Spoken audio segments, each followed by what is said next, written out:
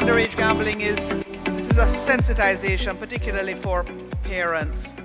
Because if you're not educated and you don't understand what the signs are to alert your child or your ward and put them in a situation where they can seek some kind of a corrective action, whether it's through RISE or any other agency, then we've not really achieved very much. So thank you all, especially for coming, for taking the time out.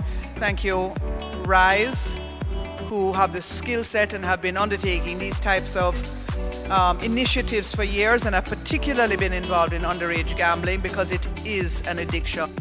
The BGLC, who I represent, is committed to supporting a program or programs which address the issue of underage gambling as a part of a larger strategic initiative to ensure the delivery of gambling services which will not have a negative effect on the public, especially the most vulnerable.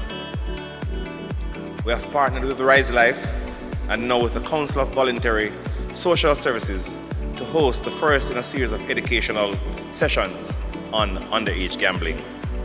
And there is nothing more important when it comes on to gambling than safeguarding our underage children, which is why even as I saw the theme for this afternoon session of Fiwe Business for True, I actually thought of, it takes a village. Because this is about our children, it takes a village to raise them. You're busy as parents. I'm so happy to see so many of you out today. And I just want to reassure you that in your village, you couldn't ask for 3 better partners to work with you.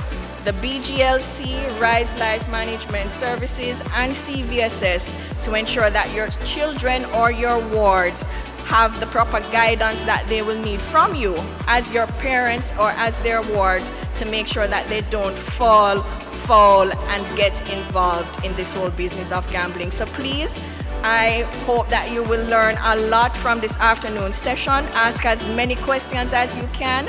We're here to help you. Rise, BGLC, and CVSS. Thank you.